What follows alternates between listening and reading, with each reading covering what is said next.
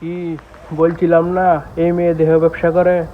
আগে এই বড় ভাইয়ের ভিডিওটা দেখেন, তাহলে বিস্তারিত বুঝতে পারবেন এই মেয়ে যে সৌদি আরব দেহ ব্যবসা করতো। তাহলে ভিডিওটা দেখেন। আপনি কোন রাষ্ট্র থেকে আসলেন? আপনি আমি সৌদি আরব থেকে আসছি। সৌদি আরবের বর্তমান অবস্থা কেমন? খুবই ভালো। আপনি কি কাজে গেছিলেন? আমি হসপিটাল ক্লিনার। হসপিটাল ক্লিনারের বেতন কত আছে বর্তমানে? আছে 50 আচ্ছা, 45। সৌদি আরবে কি দালালের মাধ্যমে গেলে ভালো হবে নাকি আত্মীয় স্বজনের মাধ্যমে গেলে ভালো হবে? না, কোম্পানির মাধ্যমে। দালাল ভালো না, ফ্রি ভিসা ভালো নাকি কোম্পানি ভিসা ভালো? কোম্পানি বিষয় ভালো। Free visa. সৌদি আরবের সবথেকে কোন কাজের চাহিদা বেশি? হাউস কিপিং মেয়েদের জন্য আর কি। মেয়েদের জন্য। আচ্ছা, সেখানে কি যুদ্ধের কোনো প্রভাব ফেলছে? না না না, আমার ওই জায়গায় কোনো যুদ্ধের প্রভাব ছিল না। সৌদি আরবে কোন শহরে থাকেন? মদিনা মদিনার অবস্থা কেমন? ভালো। কত টাকা দিয়ে গেছিলেন আপনি? আমার টাকা লাগেনি কোনো। আচ্ছা, কিসের মাধ্যমে?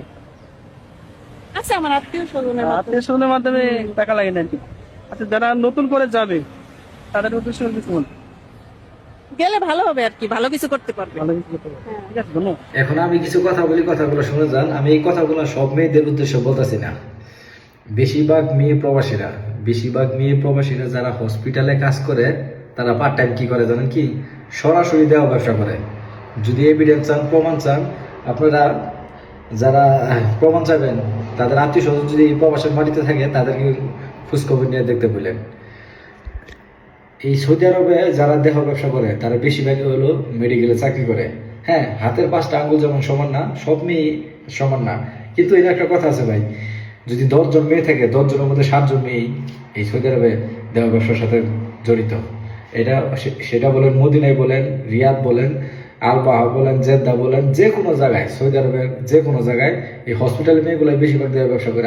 আর কিছু আছে যারা সৌদির বাসায় থাকতো, কাজ কাম ভালো লাগে না, এই কাজ কাম চাইরা এই দেহ ব্যবসার সাথে সরাসরি জড়াইছে।